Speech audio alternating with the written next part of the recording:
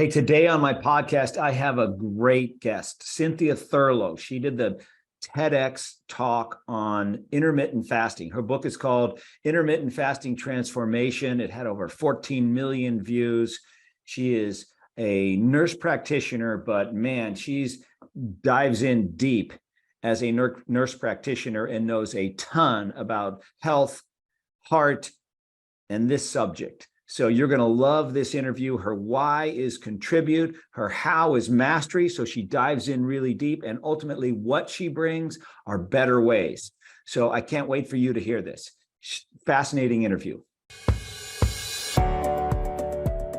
Welcome to Beyond Your Why podcast, where we go beyond just talking about your why and actually help you discover and then live your why.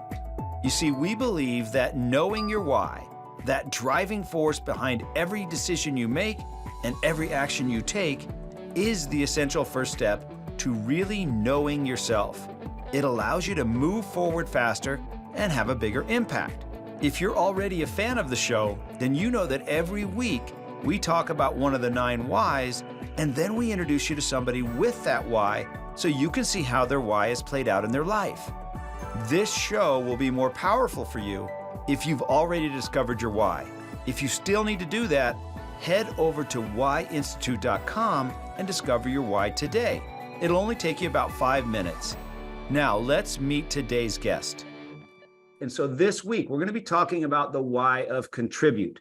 To contribute to a greater cause, add value, have an impact in the lives of others. So if this is your why, then you want to be part of a greater cause, something that is bigger than yourself. You don't necessarily have to be the face of the cause, but you want to contribute in a meaningful way. You love to support others, and you relish success that contributes to the greater good of the team. You see group victories as personal victories. You are often behind the scenes looking for ways to make the world better. You make a reliable and committed teammate, and you often act as the glue that holds everyone else together. You use your time, money, energy, resources, and connections to add value to other people and organizations. So today, I have a great guest for you. Her name is Cynthia Thurlow. She is a nurse practitioner, author of the best-selling book, Intermittent Fasting Transformation, a 2 times TEDx speaker, with her second talk having more than 14 million views, and the host of Everyday Wellness podcast, averaging over 150,000 downloads per month. With over 20 years experience in health and wellness, Cynthia is a globally recognized expert in intermittent fasting and women's health, and has been featured on ABC, Fox 5, KTLA, CW, Medium, Entrepreneur, and The Megyn Kelly Show. Her mission is to educate women on the benefits of intermittent fasting and overall holistic health and wellness, so they feel empowered to live their most optimal lives. Cynthia, welcome to the podcast. Thank you so much for having me. I know it's taken us a bit of time to coordinate our calendars, but I'm glad to be here. Yeah, we talked about this, a few months ago. I don't even know how many months ago it's been. October. Yeah. So more than 5 months ago. So for 5 months listeners ago. to know, this is what happens with entrepreneurs trying to coordinate calendars. It can be challenging. So tell everybody, where are you right now? Where are you located? And where did you grow up? You know, what did you grow up where you are right now? No, actually, I'm a Southern girl. I was born in South Carolina while my father was finishing his doctoral program, but actually grew up in New Jersey at the Shore, and then came down to the DC area for undergrad. And then I went on for more schooling in Baltimore. So I've really been in the Mid-Atlantic for most of my adult life, and right now live in Central Virginia, in the great state of Virginia, and live in an area now that is a little less populated. People are a little friendlier, and there's a lot less traffic. So it's been a nice quality of life change for us. That sounds great. So take us back, Cynthia. What were you like in high school? Gosh, I was the consummate good girl. Like, I learned very early on that if I got good grades and had nice friends, my parents didn't really pester me too much. I have divorced parents, like a lot of listeners. My parents got divorced when I was 7. My parents both got remarried when I was 12. We moved to a new area, and my father really prioritized and valued education. And so good grades were very important. My mom did too, but my father, I suspect, is on the Asperger's spectrum. So he's very intellectual, very cerebral. And so when my mom and stepfather got married, we went from a family of 2 kids to 5. And so the way that I survived all the turmoil of what I was growing up in was to be the good kid. So in high school, I was, I was vice president of my class. I was on varsity field hockey. I ran track. I was president of SAD. I mean, I was this chronic kind of overachiever, got good grades, was probably pretty quiet, but I had a very large group of friends and had a lot of fun in high school. And some of those friends are still my closest girlfriends to this day. So high school was definitely more about navigating the kind of trauma that I grew up in. And there was a lot that went on there. And then knowing that I was not going to go to college in New Jersey, I was going to get as far away as possible just to kind of get out of what I had grown up in. And so settled in the DC area and remained there over the last 30 plus years. And, you know, from my perspective, I think that a lot of us, you know, go off to college and come home, and that's absolutely fine. But for me, it was getting out of what I grew up in and just experiencing new people, new things. And the college that I ended up going to, I mean, I think I had 1 or 2 people that had gone from my high school, actually for sports scholarship. So from my perspective, I enjoyed going to some place where it was a lot of other people weren't there, and I was doing something that was different and unique. And I think that's characteristic throughout of my lifetime, is that I was not always taking the stereotypical path that a lot of my peers were, and just really kind of, you know, leaning into what felt intrinsically right for me. So now off to college. What college did you go to? So originally I started at George Mason. So my parents didn't have a lot of money back then, and I wanted to go to law school. And so if I couldn't go to the very expensive private universities in the city, I wanted to go to the school that was closest to DC as possible so that I could apply to law school, which is actually what I did after being there for 4 years. And then I decided not to go to law school, which was probably the best decision I could have ever made, because I don't like to argue. And so wouldn't really make me an ideal attorney. So from my perspective, it was a great place to be outside of DC and just experience a totally different way of thinking. I was a poli-sci major the first time around. This is back when you had to read the newspaper. There wasn't the internet. I remember I had the Washington Post delivered to my dorm room every day that I had to read before I went to class, because that was the expectation of our professors. But, you know, being in the Washington, DC area was really a great place to be if I was, you know, in the kind of poli-sci realm, because there was just so much going on. So poli-sci law to then health and fitness. Now, how does that happen? Well, I mean, you know, for my parents, there's no terminal degree. Like, you don't just finish undergrad and it's done. My parents' expectations were professional school, graduate school. So if I wasn't going to law school, I worked for 2 years at a Fortune 500 company, which I absolutely hated. And while I was doing that, I started taking pre-med classes. I got a dog. I'd wanted a dog my whole life, got a rescue dog, and that changed everything for me. I thought initially I wanted to become a vet, but I found out I'm allergic to cats terribly, to the point where, you know, I could barely work at a vet office, let alone become a vet. And then as I was taking pre-med classes, my cousin, who's like a sister to me, was in med school, and she said, don't become a physician. She was like, I think you would be better served becoming a nurse practitioner. I was like, I don't want to be a nurse. That was the first thing I said. I don't want to be a nurse. And she said, no, this is totally different. And so that kind of shifted my trajectory. And at that time, I was volunteering at an HIV and AIDS center in Washington, DC. And really the 2 top places in the United States for HIV and AIDS at that time, and probably still are, Johns Hopkins and UCSF. And I'm an East Coast girl. So I, you know, applied to Johns Hopkins. It was a dual degree program. So you actually, if you're going to do an advanced practice degree in nursing, you have to have a bachelor's in nursing. So I did both a undergrad and a grad school program at Hopkins. But when I went there, I just got lit up. I mean, there was no doubt that's what I was really meant to be doing. I kept saying to my parents, I don't know if I'm going to be any good at this, but something's telling me this is what I need to be doing. And so I picked up and moved to Baltimore. And Baltimore back in the 1990s was not nearly as nice as it is today. My parents kept asking, you sure you want to go to school here? And I loved it. I loved everything about it. I had amazing friends. And this is where I really think I was finally surrounded by students that were as serious as I was and were as conscientious. You know, we spent, all we did was study. And when we weren't studying, we were doing clinicals, and we weren't doing clinicals and studying, we were taking exams. And it was very rigorous. And I'm grateful for that experience. But from my perspective, that's what really validated this is where I'm supposed to be.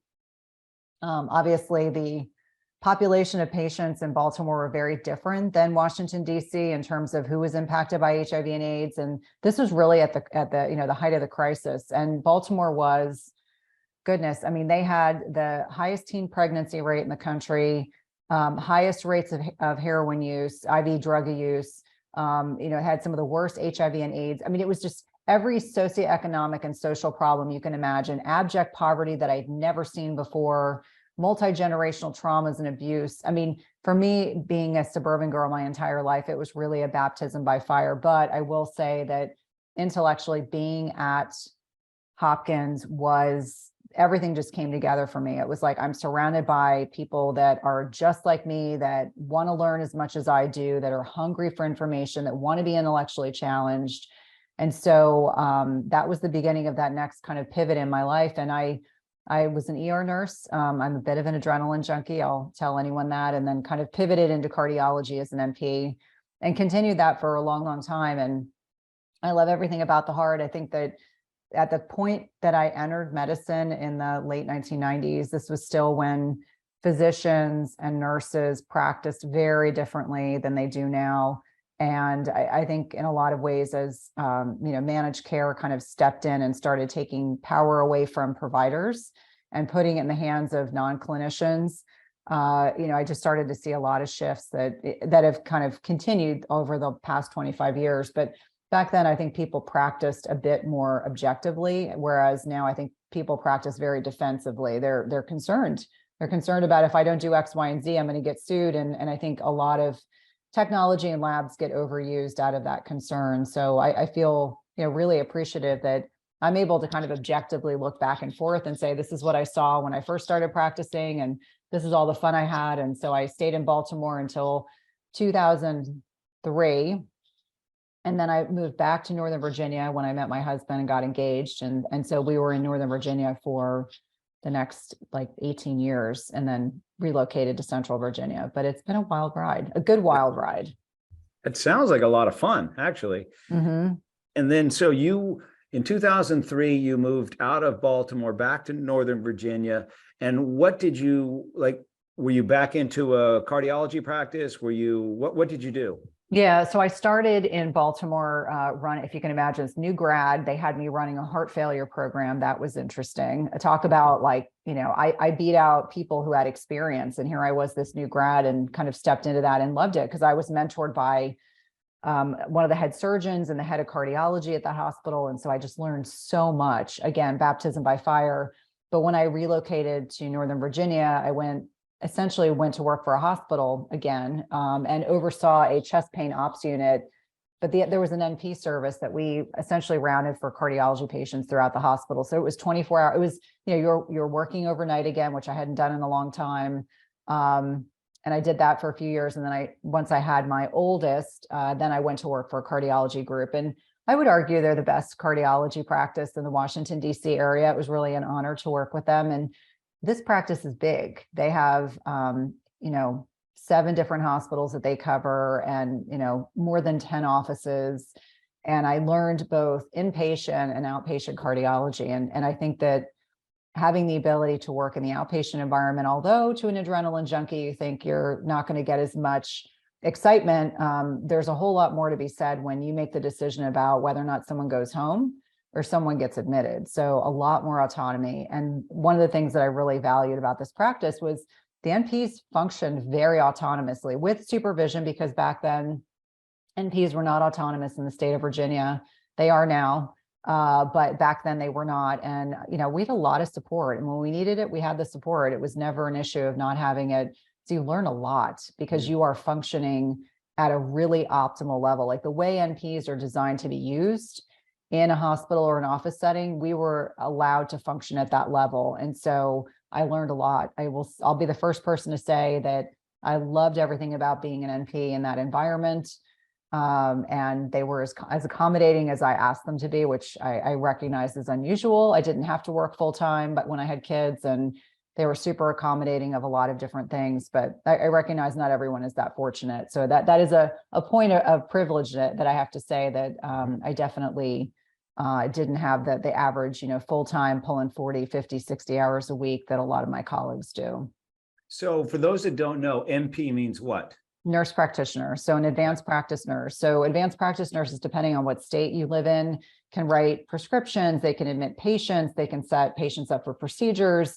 In many instances, we were a safety net. If my doc was in the cath lab and I had to deal with emergencies, there's one hospital I used to work at before they had a cath lab. If you had to call a chopper in because someone was having an RV infarct, so right ventricular infarct, which they can be very sick, and ship them to a hospital where they have the ability to have a surgical team and a interventional team available.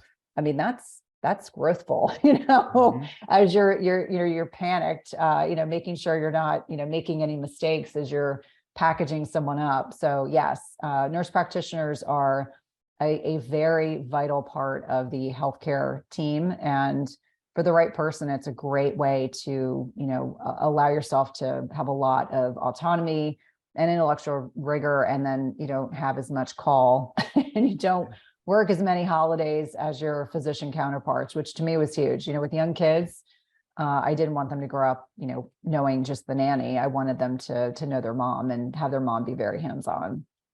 What's so valuable about hearing your story is because there are different levels of everything in every field, right? There's different levels of doctors. There was different levels of dentists. There's different levels of nurse practitioners. Mm-hmm. And not knowing, just writing, I was a nurse practitioner doesn't really do it justice, what you went through and the mm-hmm. levels that you took it and the way you went after it and your adrenaline junkie aspect of that. Because now I'm hearing something totally different than even what I was expecting to hear based on, for those of you that can't see Cynthia, behind her, she has her book, Intermittent Fasting Transformation, but in your bio, you talk about being a nurse practitioner. But there's it's something I'm very proud of. I think nurses are capable of doing amazing things. And I sometimes get criticized by other nurses on social media, and they'll tell me, you don't talk enough about your nursing background. And I say, I talk about it all the time. I just think in many instances, it's not how I lead anymore. It's not the only thing that I utilize, those skills I use every day, the ability to connect with others. We all know what our strengths are. And one of my strengths, probably one of my gifts, is my ability to connect with people. And so that's what allowed me to be a really, really good nurse practitioner. It's what allows me to have good interpersonal communication skills now. But I never downplay the NP part. I just think it's not the first thing I think about when I'm talking to people. And I think that's sometimes where people will, perhaps misunderstand that I wear many hats. Sometimes I'm mom, sometimes I'm always a wife, always a mom, but it depends on what I'm doing and what context. Okay, so you're working with the cardiology group, and then how do you get from there to being involved so heavily with health and women's health in particular? Well, I mean, I've always been, my husband's very fit. He played lacrosse in college, and I've always been very physically active. And so, from my perspective, I just started seeing patterns in patients. I was like, I have patients that, I was an NP in my 20s. So you have to remember that. I was just watching, you start to watch patterns, patterns with men, patterns with women. Where are people getting stuck? Why are patients getting put on more and more medication? What are we doing differently? What are we doing wrong? What do we not have enough time to do? And from my perspective, I was getting less interested in writing prescriptions. Although when I was at work, I was 100% towing that, evidence-based medicine line and stayed very current on research and all of those things. But after having a child with life-threatening food allergies, and I read a book called The Unhealthy Truth by Robin O'Brien, who I had the honor of interviewing on my podcast 2 years ago, and I stay in contact with because I just feel so grateful. I read that book and it changed my life. I started thinking very differently about food. I started thinking very differently about the food industry. And each chapter of that book I read, I was so angry I could barely read the next. And so that started this pivot of where I started becoming a little less enchanted. I became disenchanted with the current medical model because it doesn't focus on lifestyle choices. And we don't have time to talk to patients about lifestyle choices. And so initially I was like, maybe I'll get my PhD, because of course, Hopkins kept saying, we would love, they actually were like, we will work with you. We will help you get your PhD. You should have your PhD. You should be teaching. And as enticing as that was, I was 70 miles away from Baltimore. And I kept thinking, okay, wait a minute. So this is really back before the massive push to have online classes. I'm going to get in my car. I'm going to drive 70 miles. I'm going to be in Baltimore, where you can't just be on autopilot as you're driving through Baltimore. And Hopkins is not in the greatest area, although it's much better than when I was a student there. And then I've got these two little people that are in school. And then my husband travels a lot of international travel. I was like, I don't think that's the right decision. So then I looked at PhD programs closer to where I was. And I'll never forget this. My oldest son at the time, it was his first day of first grade. Every parent watching this, how those first days of school are for your kids at that stage. They're so excited to go to school, and you're so excited for them. And you take photos, do all these other things. I missed my son's first day of first grade because it was the first day of this PhD program. And I'll never forget this. I drove into the city. And if anyone knows Washington, D.C., the traffic's horrific. Get to my class. I sat in my class, and it was like a bunch of bean counters, meaning, and I don't speak to this disparagingly, but people who were in academia already, or they worked for the federal government, and they were just getting that degree to get a little more money. There were no clinicians. There were no people that were actively practicing that were in that class. And I literally walked out and called the registrar and said, I don't want to do this. And so I took one class of one, semester, went home and said, nope, that's not right. And then someone said, maybe do a wellness coaching certification. So I did that. And I was like, nope, that's not it. And then I read another book called Eat the Yolks. And I reached out to that author and said, where did you get your training? And she had done a functional nutrition program. And so the next day I signed up for that functional nutrition program, and that lit me up. I wanted to talk about food. I wanted to talk about how food influences health and disease and inflammation and oxidative stress. And so down that rabbit hole I went, and I had never intentioned to be solely focused on talking to women. I mean, up until the time I left clinical cardiology in 2016, I wasn't focused solely on women. It's almost as if the universe gives you this gift. Most women that are listening that are in their late 30s, early 40s, you hit a wall. At some point in perimenopause, you're going to hit a wall, and nothing had prepared me for it. Not my mom, not my GYN, not my girlfriends, because all these women, everyone just suffers in silence because that's just the, traditional allopathic way. And so I hit a wall, and all of a sudden I woke up exhausted. I'd never been weight loss resistant. I was so tired. I just felt like I was a shell of myself. And I was like, I'm not depressed. But everything I had been doing, my really adrenaline fueled lifestyle of, having a demanding job, having young kids, husband's traveling. So I'm doing a lot of solo parenting, probably doing I was doing really intense exercise, probably not enough recovery time, probably not enough sleep, et cetera, et cetera, et cetera. I hit that wall. And so that was 2015. And by 2016, I was like, I'm not loving what I'm doing occupationally. I'm married to an engineer. He's very fiscally responsible and very fiscally conservative. And he was like, wait a minute, you're getting well paid. What do you mean you're going to leave this job? To do what? And I just said, I know that I'm going to be successful. And of course, I think he thought I was crazy. Like I was having a midlife crisis. And I said, I just took this massive leap of faith, no business plan, no business training whatsoever. And I took this massive leap of faith, and, I was right. I will say I was right, because I'm a very hardworking person. But how did I get into the female health thing? I think I started attracting exactly the person that was struggling with the same things I had. And I had kind of widgeted it out. I had figured out that intermittent fasting for me, removing inflammatory foods, not over exercising, doing more weight training, getting more sleep, managing my stress, were all these things that other women needed to help managing. So my business became profitable really quickly, just doing one-on-one work initially. And then that expanded into group programs. And then it expanded into wanting to do a TED Talk because I wanted to challenge myself, because I'm an introvert. And then the rest is really history, because so many things came out of that. But yeah, that was 2016 when I took that massive leap of faith. And I'm not exaggerating. If you were to ask my husband right now, did he think I had lost my mind? He would say absolutely, positively yes. But I will say that 2019 validated that I had made all the right decisions. I mean, it was almost, 3 years to the day that talk went viral. And then my husband was like, okay, I think there's something here for you. So for those of you that are listening that know the YOS, All right. Cynthia's why is contribute, as we talked about, but her how she does that is by seeking mastery, diving in deep, looking for the little things, studying at a different level than most people will, looking for the little things that make the big difference. And then ultimately what she brings are better ways to move forward. So her why is contribute, her how is mastery, her what is better way. And we see that just coming through loud and clear, right? Very few people dive in like what you've just talked about here in the last few minutes. And that's, it's fascinating how you've been able to do that. But the real turning point you said was 2019, which was your TEDx talk. Yeah, well, so before I did that second talk, so 2018, I started submitting applications, and I want to just share something that's funny because people ask me all the time, how did you get your talk to go viral? Well, here's the irony. So 2018 started applications. We submitted more than 80 applications. And I finally got one talk in Canada, Toronto.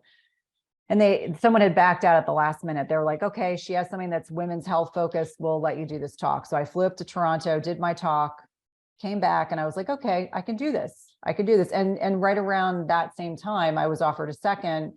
And for anyone that doesn't know this, I certainly didn't before, you can't do two TED Talks about the same topic. And I looked at my husband and I said, what do I know a lot about? He said, intermittent fasting. And so I said, okay, we're going to write an application for intermittent fasting. It was that easy. And then they wanted me to do a slanted discussion talking about women. And it was that easy. But in February of 2019, which is a month before I was supposed to do the second talk, I ended up in the hospital for 13 days. So part of my mental recovery was saying to myself, I'm going to get out of this hospital to get home to my children, and I'm going to do this talk. And you being a medical professional, you can appreciate and understand a ruptured appendix is not benign. And I had every complication you can imagine, which is what landed me into the hospital for 13 days and multiple procedures. And I actually did that second TED Talk with a ruptured appendix. I was too sick to take it out. So they sent me home with a drain. I mean, it was, I think about it now, it sounds a little bit strange, and a little crazy, but energetically, it was meant to happen. 27 days after I left the hospital, I did a talk that changed my life. And the only intention that I set when I got on that stage was to show my kids I was okay. And so when people ask, what did you do to make that talk go viral? And I said, I fervently believe this. I'm a very spiritual person. I do believe that the universe gave me a choice. No one would have questioned if I didn't do that talk. And I did that talk purely to show my kids I was okay. And so every day, I'm so grateful that I stood on that stage and demonstrated to them that I was okay, even though my brain had not caught up with my body. My body clearly was just debilitated. I lost 15 pounds. I mean, I was so thin, and really tired. And I just said, I need to do this talk. It's really, really important. And then I went home and said to my kids, we're going to have this great summer.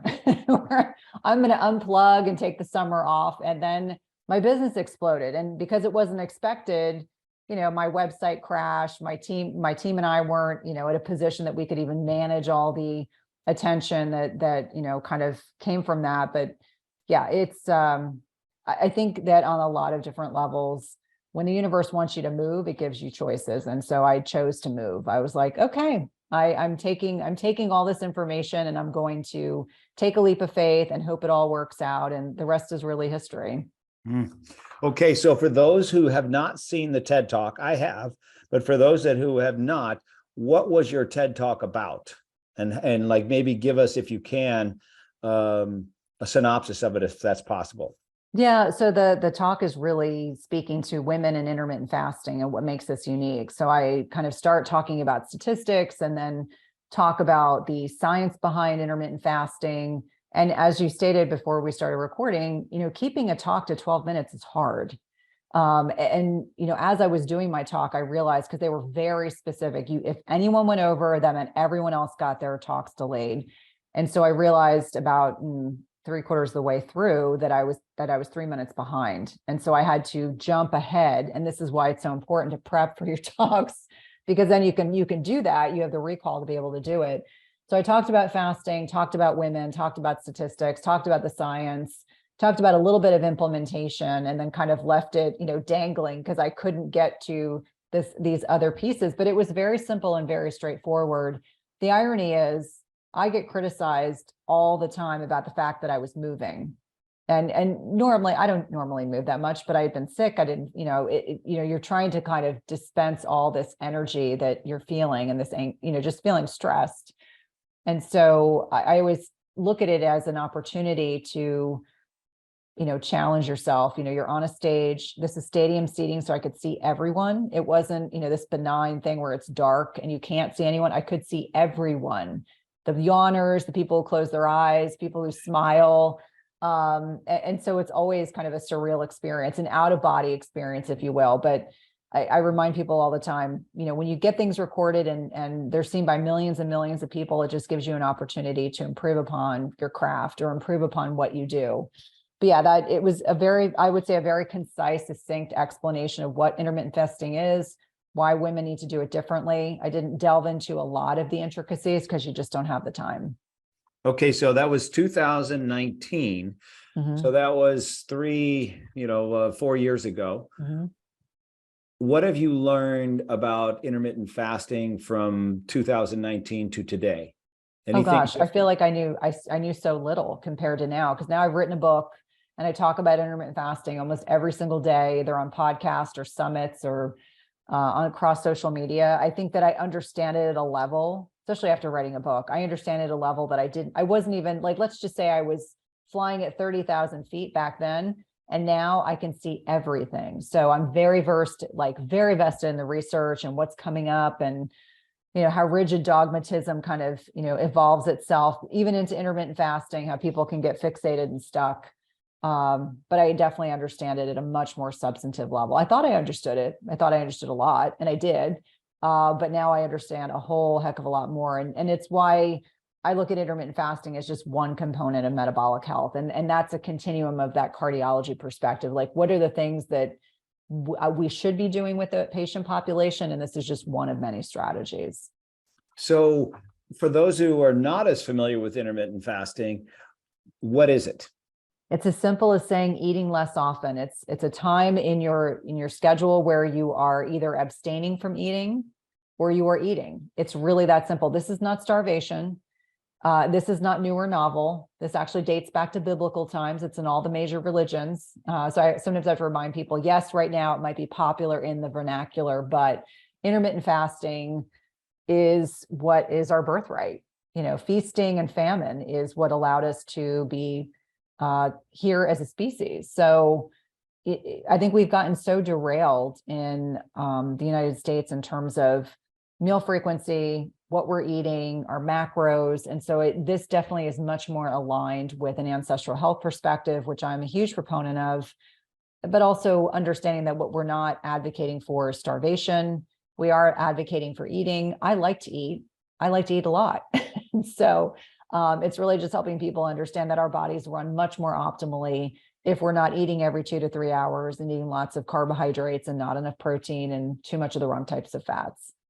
So is it more important what you eat or when you eat? Or is that a fair question? It is a fair question. I think the most important thing is what we eat. So if you eat a standard American diet, which is highly processed, low in fiber, full of rancid seed oils, and probably a lot of high fructose corn syrup, we know that that's not going to be healthful, even if you eat it in a little tight window. I would make the argument that when you eat is important.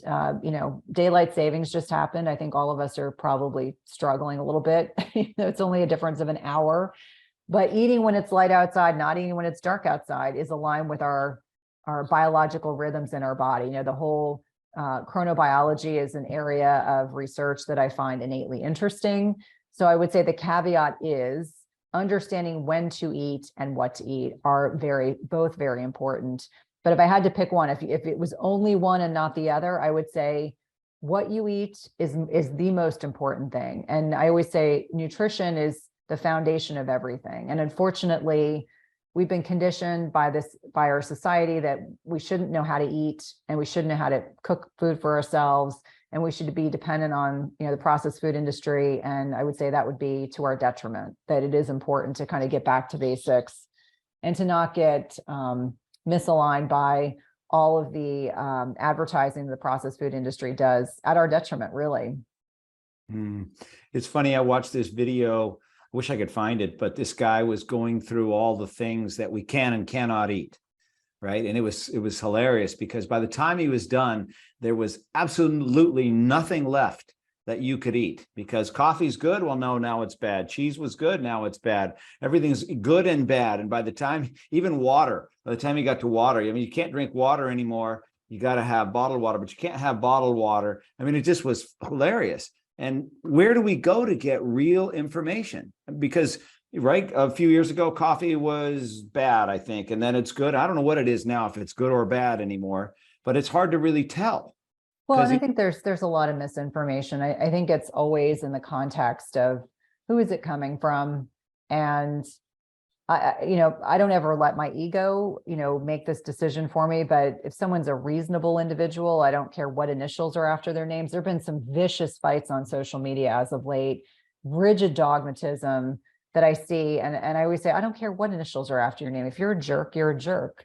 But if you have sound reasoning, if you can explain yourself, if you can provide some information, what drives me crazy is, there's anecdotal evidence, and then there's randomized controlled trials. And certainly I will tell people, as I was writing this book, there's not a lot of research, as one example, on women in intermittent fasting, unless it's in lab animals, which last time I checked, we don't have the same gestational cycle as humans, whereas on menopausal obese women, and everything in between was kind of like, women's menstrual cycles are just, it's too problematic. We don't want to account for it. So we'll just do all the research on men and lab animals and obese menopausal women. And I would have to say, sometimes we have to just say, this is anecdotal evidence. This is my N of 500. This has been my clinical experience working with X, Y, and Z.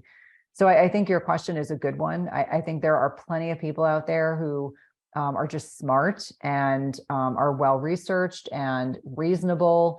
And I think anytime people become rigidly dogmatic, that's a problem. And there's a lot of that across social media, that people say, unless you do carnivore, you're bad. Unless you're plant-based, you're bad. Unless you do low carb keto, you're bad. But if you can say, let's agree that sometimes a little bit of each one of these things may be beneficial. I was full carnivore for 9 months after being hospitalized because my gut was just destroyed because of 6 weeks of antibiotics, antifungals, a long hospitalization and a surgery. My body was just wrecked, but it took 9 months. And so carnivore for 9 months worked well for me. Would I want to do that forever? No, because I like vegetables. But I think for each one of us, entertaining the possibility that maybe what we need is a little more variety and a little less rigidity. Well, you and I met at a fitness health event. There was like 500 health practitioners there. And I found it fascinating because you had every different type of thinking. You had the carnivores, you had the plant-based, you had the vegan, everything you could think of, the keto group. There was all these different groups of people there. And of the group, one stood out to me from my untrained eye as the most healthy looking, most fit, most human looking group. Do you know which group that was? Tell me. I'm curious to what your response is. Carnivores. Man, they just looked the most healthy and fit. They didn't look emaciated. They didn't look like they were ready to, the wind to blow them away. They just look like kind of the sprinter versus the marathoner. And so I don't know if that's true or not, but that's what I saw visually. And I don't know what that means, but it did seem like they were very healthy looking.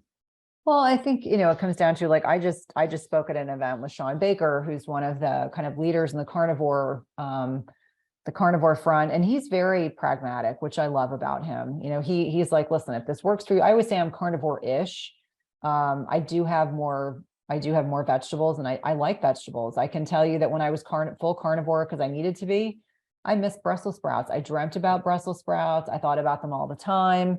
And so I think that it's whatever is sustainable. So if you feel like you can eat just meat for the rest of your life and your blood work looks fine and you're otherwise healthy, that's great. But if you force yourself to be carnivore and you're miserable because you want to eat some vegetables or you want to eat a piece of fruit, I think even Paul Saladino now is eating honey and some fruit, which I'm glad to see that he's kind of expanding beyond beyond kind of being very, very rigid about carnivore. But it always comes down to like, can you sustain this? For the same thing that I love about intermittent fasting is most people are like, this is something I can do for the rest of my life. I feel good doing it. It works for me. If someone wants to do keto and they love it, that's great. If you want to do low carb, that's fantastic. I would say I'm not such a huge fan of just doing plant-based, because for most women that I work with, they want to lose weight, and the carb to protein ratios can really be of issue. In fact, my team and I kind of hold our breath sometimes when we get questions, because we want to be supportive, but we're like, it's really hard if you don't eat eggs or any dairy and you're just eating like beans and legumes, although beans and legumes are delicious. Yes, if you're trying to lower your carbohydrate threshold, that can be challenging to get enough protein in. And that's a whole rabbit hole I want to avoid having a conversation about. But I do agree with you. I think what it really comes down to is eating a less processed diet is the key to, being healthy and having plenty of energy and, having the body composition you want and all those things that people think about. So do people lose weight on intermittent fasting because they're just eating less?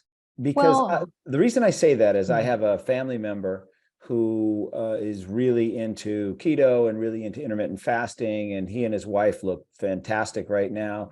But they went from eating, 3 meals plus snacks a day to not eating at all on Thursdays and eating only 2 meals a day.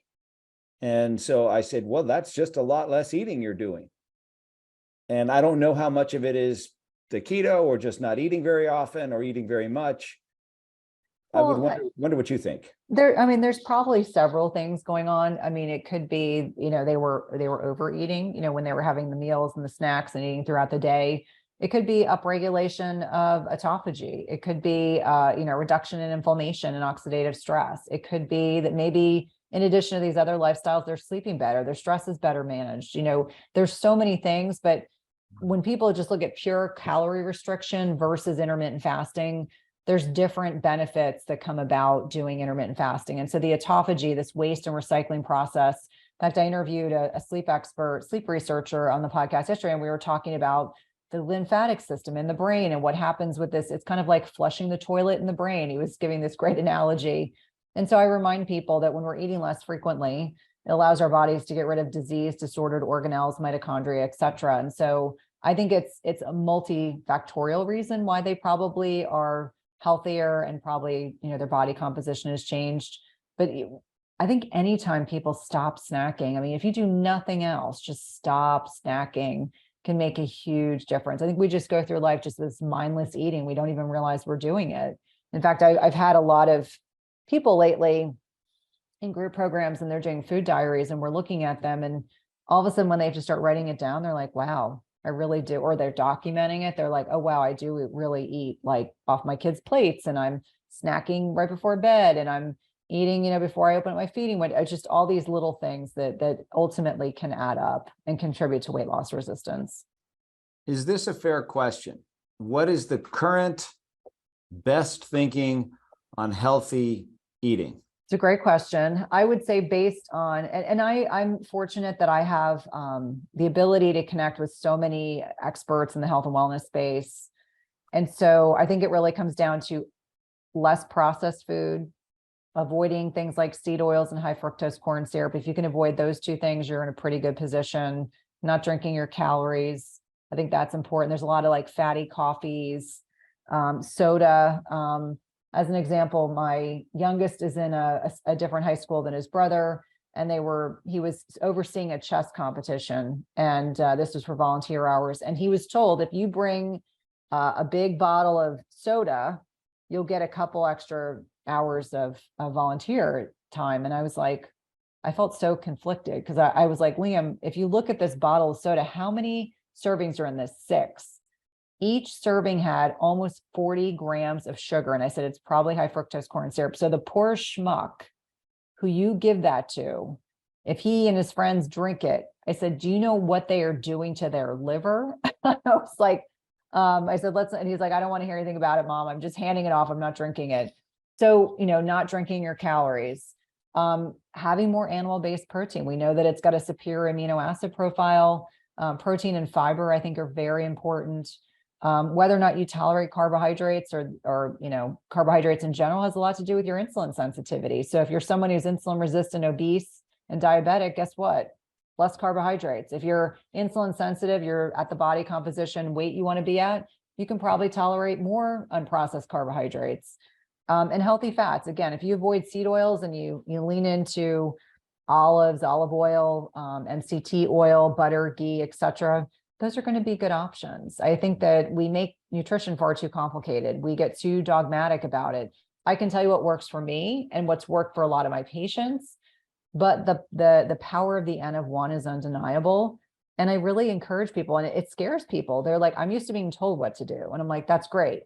I'm going to suggest that you do a little bit of experimentation and then come back to me and tell me how you feel. Because for me, it is much more helpful when someone has tried 4 or 5 things and then they find the one thing that works well for them. I would say as long as you're doing those things that I just mentioned, you're navigating things in a pretty good position.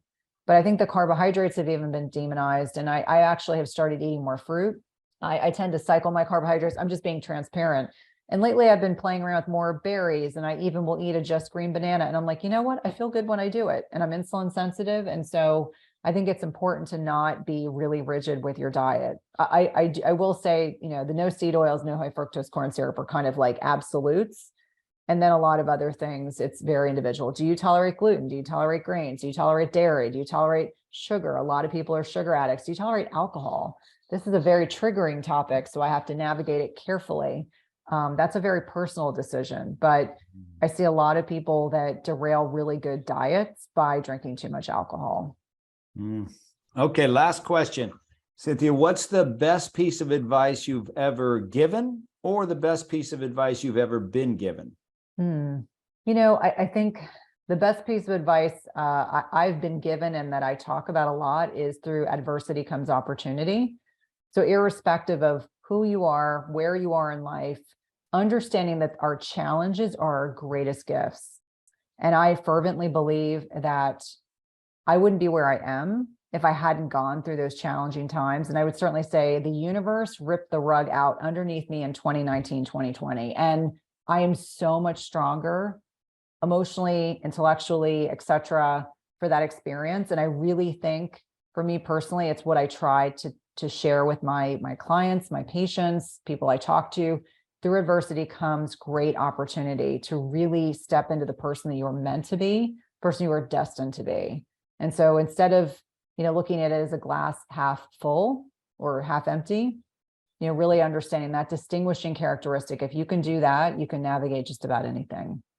I love it. Cynthia, thank you so much for being here today. I know you're super busy and on all kinds of podcasts and shows. So thanks for taking the time to be here. If there's people that are listening that want to follow you, learn more about you, get your book, what's the best way for them to connect with you? Yeah, connect on my website. It's like one-stop shop. So www.cynthiathurlow.com. You can get access to everyday wellness. It's one of my favorite things I do in my business, connecting with other like-minded healthcare providers. Intermittent Fasting Transformation is my book. You can get that anywhere, Amazon, Barnes & Noble, Books A Million. If you have the ability to get it from a brick and mortar place, buy from them. They've really suffered over the last couple of years of the pandemic. I am on social media. I'm on Instagram. I'm on Twitter. Be forewarned, I can occasionally be snarky. And then I have a free Facebook group called Intermittent Fasting Lifestyle / my name. It's men and women. It's a very supportive, anti-drama. I can't tolerate drama. I don't tolerate drama. It's a really great place to come with questions. It doesn't necessarily have to be about fasting. We have people that ask all sorts of questions. In fact, my team, it like blows their mind. They're like, I don't even know how to respond to this. How do you want to respond? We get lots of great questions, but I'd love to connect with your community there as well. Awesome. Thank you so much for being here. And I'll be following you. So thanks for being here. Thanks so much for having me. It's time for our new segment, which is Guess Their Why. And I'm going to use the former First Lady, Michelle Obama. So Michelle Obama has a deep passion for health and wellness, which fueled her to start a national conversation around childhood obesity epidemic in the country. To drive the movement, Obama launched the Let's Move campaign, which inspired children to eat healthier and incorporate more exercise into their lives. So what do you think Michelle Obama's why is? I'll tell you what I think. Based on what I've seen, which is not a lot, just what I see on television, I don't know her personally, but I believe that Michelle Obama's why is contribute to a greater cause, add value, have an impact in the lives of others, just like Cynthia's is.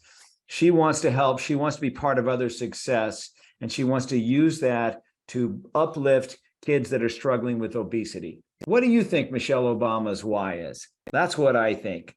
So thank you so much for listening. If you have not yet discovered your why, you can do so at whyinstitute.com. You can use the code podcast50 to take it at half price. If you love the Beyond Your Why podcast, please don't forget to subscribe below and leave us a review and rating on whatever platform you're using to listen to the podcast. Thank you so much for listening, and I will see you next week. I really hope you enjoyed today's episode and that through today's guest, you heard how important it is to know your why and how impactful it can be in your life and the lives of those around you. Be sure to head over to whyinstitute.com and discover your why today. Remember, the more you know about yourself, the more you'll know about others. I'm Dr. Gary Sanchez, and I'll see you on the next episode.